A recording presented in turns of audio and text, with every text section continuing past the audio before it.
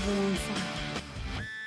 ಕರ್ತವ್ಯ ನಿರತ ಪೊಲೀಸ್ ಮೇಲೆ ಬೈಕ್ ಹರಿಸಿದ್ದಾರೆ ಪುಂಡರು. ಸಂಚಾರ ನಿಯಮ ಉಲ್ಲಂಘಿಸಿ ಒನ್ ವೇನಲ್ಲಿ ಬೈಕ್ ಬಂದಿದೆ.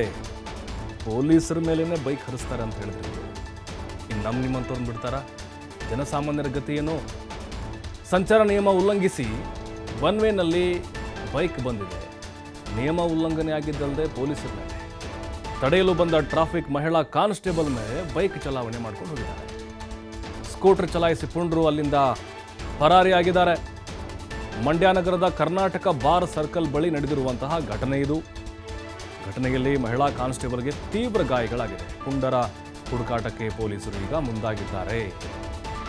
ನೋಡಿ, ನಿಯಮಗಳನ್ನು ಉಲ್ಲಂಘನೆ ಮಾಡಿದ್ದು ಅಲ್ಲದೆ ಅಲ್ಲಿ ಟ್ರಾಫಿಕ್ ಪೇದೆ ಇದ್ರು, ಅದು ಮಹಿಳಾ ಪೇದೆ ಅನ್ನೋದು ಕೂಡ ನೋಡಿದೆ. ಅವ್ರ ಮೇಲೆ ಬೈಕನ್ನು ಹತ್ತಿಸ್ಕೊಂಡು ಹೋಗಿದ್ದಾರೆ ಅಂತ ಹೇಳಿದ್ರೆ ನೋಡಿ, ಉಸಿರಾಡೋಕ್ಕಾಗ್ತಿಲ್ಲ ಅವ್ರಿಗೆ. ಅದು ಪಾಪ ಏಜ್ ಆಗಿದೆ ಅವ್ರಿಗೆ. ಟ್ರಾಫಿಕ್ಕು ಲೇಡಿ ಪೊಲೀಸು ನೋಡಿ, ತಲೆ ಮೇಲೆ ನೀರು ಹಾಕಿ ಸ್ವಲ್ಪ ಅವ್ರಿಗೆ ಸಮಾಧಾನ ಮಾಡ್ತಾ ಇದ್ದಾರೆ. ಬೈಕ್ ಹೊಡ್ಕೊಂಡು ಹೋಗ್ಬಿಟ್ಟಿದ್ದಾನೆ. ಅಭಾರ ಅಂಥೇಳಿ ರಸ್ತೆ ಮೇಲೆ ಬಿದ್ದುಬಿಟ್ರು. ನೋಡಿ, ತಲೆಗೆಲ್ಲ ಗಾಯ ಆಗಿದೆ ಕಂಪ್ಲೀಟಾಗಿ. ನಡೆಯೋಕ್ಕಾಗ್ತಿರ್ಲಿಲ್ಲ ಅವ್ರಿಗೆ. ನೋಡಿ, ಯಾರ್ಯಾರು ಪುಂಡ್ರಿದ್ದಾರೋ ಅವರು, ಪೋಖ್ರಿಗಳಿದ್ದಾರೋ ಅಂಥವ್ರನ್ನ ಒದ್ದು ಒಳಗೆ ಹಾಕ್ಬೇಕು ಪೊಲೀಸರು. ಇಂಥವ್ರಿಗೆ ಪಾಠ ಕಲಿಸ್ಬೇಕು. ಎಂತಿಂಥವ್ರಿಗೂ ಎಳ್ಕೊಂಡು ಹೋಗ್ತಾರೆ ನಮ್ಮ ಪೊಲೀಸರು. ಅಲ್ಲಿ ಸ್ಕೂಟ್ರ್ ಚಲಾಯಿಸ್ಕೊಂಡು ಆ ಮಹಿಳಾ ಪೇದೆಯನ್ನು ಕೂಡ ನೋಡದೆ ಪುಂಡ್ರಲ್ಲಿಂದ ಎಸ್ಕೇಪ್ ಆಗಿದ್ದಾರೆ. ಬಟ್ ಈಗ ಪೊಲೀಸರು ಕೂಡ ಆ ಪುಂಡರ ಹುಡುಕಾಟದಲ್ಲಿದ್ದಾರೆ.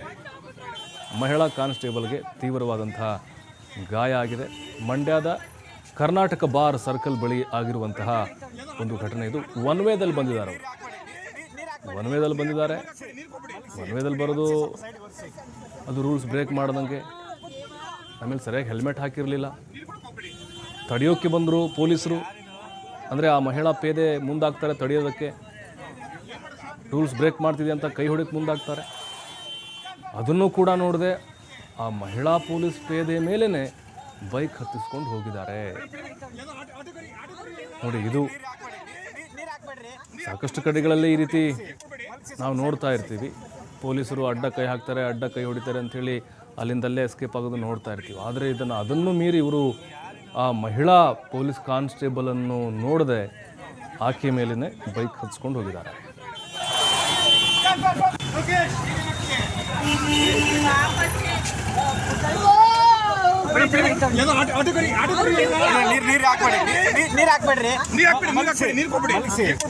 ಸ್ವಲ್ಪ ಸೈಡ್ ಬರ್ಸಿ. ಬೇಡ ಬೇಡ ಹಾಕ್ಬೇಡಿ.